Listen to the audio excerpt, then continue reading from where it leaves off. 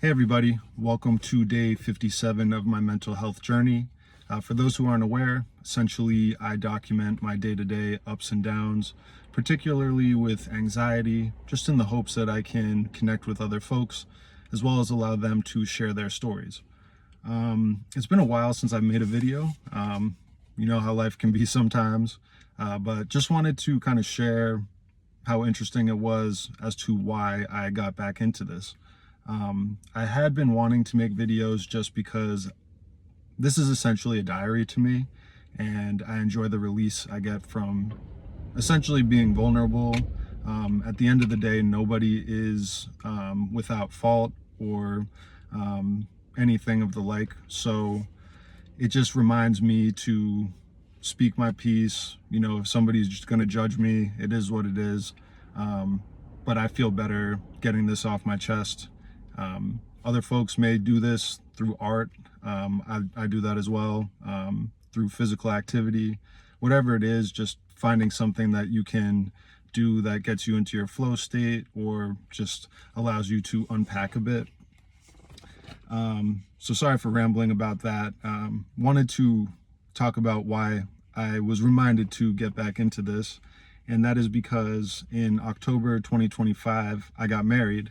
And somebody at my martial arts gym who is a professional photographer, she submitted our pictures that she took at the wedding to the Boston Globe, and they ended up interviewing us, and we had an article, and the article talked about, even in the title, how my wife and I bonded over my YouTube videos, which back in 2020, like, I made that because I was at a really low point in my life and I needed to just get some stuff off my chest, and to think in 2025 that it would lead to a marriage and you know, all the beauty that comes with that, just kind of goes to show you that sometimes you just got to do what you got to do, and the right stuff will fall in place. So they were talking about basically how my wife, prior to meeting me, we matched on Hinge, and you know, she did some sleuthing on Instagram, found my channel because I had the link to it in my profile. I'm not hiding anything, and she watched some of my videos before we had our first date. Obviously she didn't tell me this, but she kind of went into the date thinking, like, you know, he's emotionally available. So little did I know these videos were helping me even when I was just trying to have a release, essentially. And just the people I got to speak with before, you know, through interviews or people reaching out to me, just saying that, you know, they were going through similar stuff or they enjoyed listening to me vent about my problems. It's just been a beautiful experience and something that was not expected whatsoever. And I think it's important to just kind of be and do, as opposed to having an expectation for every situation. You know, I'm doing X, Y, and Z, I should be getting this. Well, maybe you should just be doing X, Y, and Z because you enjoy it, and, you know, organically you will reap the fruits of your labor. That's just my opinion. Obviously, you want to set standards for yourself. You know, professionally, you're working hard. You want to see results. Or as far as like self-respect and how you interact with other people, you should expect, you know, assuming that you're being respectful, that you will in kind receive respect. But I'm rambling again. You can probably tell that I haven't made a video in a long time, but this feels amazing. So I'm just going to keep going. I wrote down a few things, so if I'm looking down at the paper, just know that I didn't memorize a video that's going to be probably 10 minutes long. So I just wanted to give you guys a few updates. Obviously, I got married. We went to Colombia a few months after because we didn't want to do a honeymoon right away. The wedding was frankly exhausting. Absolutely amazing time. Both sides of our family as well as our friends showed up, and they were ready to party, and it was one of the best experiences of my life. So that's something I will carry with me for the rest of my days, and I know my wife feels the exact same way. But we absolutely loved Colombia. We both speak Spanish, so it was an opportunity to integrate into the culture, as well as see some place that we've never been to before. And man, we were just in one part, which was closer to the Caribbean. So a lot of cool, like Afro Latino culture, beautiful, um, crystal clear blue waters. We stayed in Cartagena as well, which is like the main city around there. Super cool architecture. It's a mix of Spanish, Islamic, like North African, as well as indigenous and African, like sub-Saharan African. So just like really cool experience. Would highly recommend if you guys have the chance. We went when there was like a travel warning, but um, as long as you keep your wits about you and don't do anything stupid, like you should be in a good position. Um, but other than that, just there's been a few like health things. So my wife is getting surgery at the beginning of next month, so May 1st, and it's for the best, but it is stressful for her because it's her first time having surgery, and for me because I don't want her to go through it. I actually just had surgery on my sinus.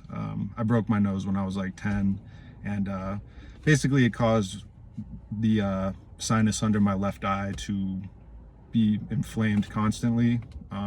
So they went and removed a bunch of that tissue, and now I have a functioning left sinus so I can breathe. It's been great for sleeping. It's been great for martial arts, lifting, running, etc. So super happy with the result. I had that like a little over a month ago, and I'm already back to doing what I do. So huge boon, mentally speaking, to be able to move. Like I'm somebody who loves to get up and move and not be limited. So now that I'm fully breathing and fully back into it, I feel fantastic. I think it's bled into other facets of my life, which I'll kind of talk about. So I've been working at the same company since 2020, September 2020. And I'll be completely honest, like I don't get paid that much for it and I don't enjoy it. I am making the best of it right now just because I know that the job market is horrendous, and it is in my nature to like try and do my best even if the circumstance is not what I want, just because I don't feel good if I'm just kind of half-assing stuff. And on top of that, there's skill sets that I can build even in bad situations. So no disrespect to my employer, but it's just not really what I enjoy doing. I kind of thought it was just going to be sales, which is what I'm into because I like to socialize, I like to build relationships, and I like to make money. And there was a little bit of a bait and switch, but we won't go into all that. So I've been working odd jobs as well, and now I have a more like solid second job. Basically, the owner of my martial arts gym is also involved in a tech company that helps like gyms, stretch zones, and stuff like that. Just retain members, and it sounds kind of boring, but I've had fun with it just because I've worked with this gym, like selling memberships before, and like I love the environment of the gym. I love the people. So it kind of goes to show you that sometimes the culture really can be important. And the other thing is they just give me a lot of good feedback, and I make money based on what I do, which is great, as opposed to having the bait and switch and all that. So I guess one thing I would recommend if you feel in a similar situation, maybe your job is not giving you the sense of satisfaction you want, is one, have stuff that you love to do outside of it and be consistent with it. Sometimes you might not want to do it, but just do it because you'll feel better at the end. And if there's a way that you can make it so you can get money in different avenues, like in my case, doing sales for my gym owner's company, I would recommend it if it's not too much of a mental load, simply because it will give you more financial freedom. And on top of that, like you might be able to get from that job what you're not getting from your main job. In my case, it's clear direction, it's being compensated accordingly, and also just like good feedback. Like they're happy to see me. They think I'm doing a great job. And more than that, it's just like I genuinely like them. Like I would hang out with them outside of a work environment. Um, I candidly can't say too much about the same regarding my other company. Um, I try not to let my personal feelings bleed into stuff. I get that it's business and everything. Um, but you know how that goes. I can only be so saintly before I start to feel petty. Um, but just back to my wife. Basically, the surgery will have some like pregnancy implications. That's about as far as I'll go into it. Nothing about like her ability to conceive, but it will just affect like um, her body's ability to get pregnant for a period of time because it is a pretty like intense surgery. So, just worried about her going through that pain. I've had surgery a few times, um, and especially the longer ones, like the 3 to 4 hour ones, like there's a lot of pain associated with that. And but I had some like smaller ones before I had that. So I was like a little bit accustomed to surgery. Whereas now, like, this is her first time having surgery and she's doing like a big dog surgery. So um, my anxiety just spikes a little for her. I know that like she's going to be a trooper, and she took care of me spectacularly when I had my sinus surgery. So like, needless to say, that care will be reciprocated for her. Um, but it's just one of those things. Like it's the thing that we're focused on right now, just because she'll be like pretty immobile. Like she'll be able to move like within a couple days, but like as far as like real deal moving around like and feeling like her genuine self, it'll probably be like 6 weeks. So definitely not child's play by any means. Um, but the last thing I want to talk about, just because like when I talk about marriage and like just friendships and my relationships with my coworkers, I've realized that they've been a lot richer lately. And I think I attribute that to just allowing myself to be. I'm not trying to be performative. I'm not trying to be anything that I'm not. I'm trying to enjoy the moment a little more. As you know, like anxiety can be a thief of joy if you're just thinking about the future or the past, or how you're being perceived in the moment as opposed to just living in the moment.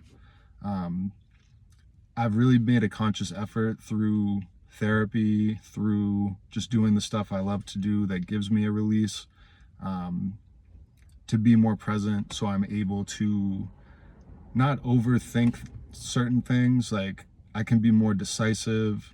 I'm a pretty decisive person anyway, but like I'll make a decision and then I'll be like, oh damn, like was that the wrong thing to do? Whereas like a lot of times now I'll be decisive and it's just like it is what it is. Like we'll roll with the punches. So um, I would say like when you really are able to tackle those internal things and come up with a consistent game plan, like it's not going to change overnight.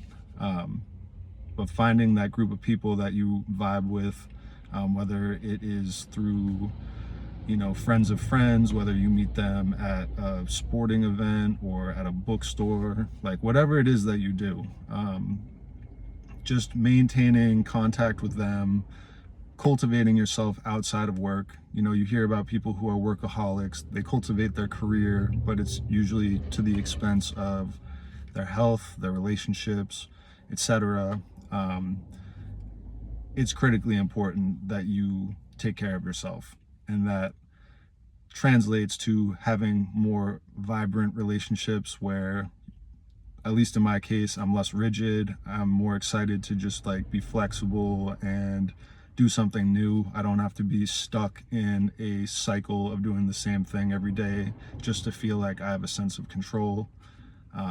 It's one of those things you realize that you have more control when you just let go, because like the stuff that you want to have happen will happen, because it's just organic. You can't control fate. You can do your best to put yourself in the best position, and that's critical. But the idea that you can be Geppetto and puppeteer your way through life to have the best result, like, there's going to be roadblocks that pop up. You're going to need surgery. Somebody's going to let you down. You might let yourself down. But beating yourself up is the last way to rectify that. It's just going to put you deeper in a hole. So from my personal experience, I would definitely recommend just investing in yourself, allowing yourself to be, because that's the energy that you're putting out. Like, you think you're just putting that into yourself, watering your own flowers, so to speak.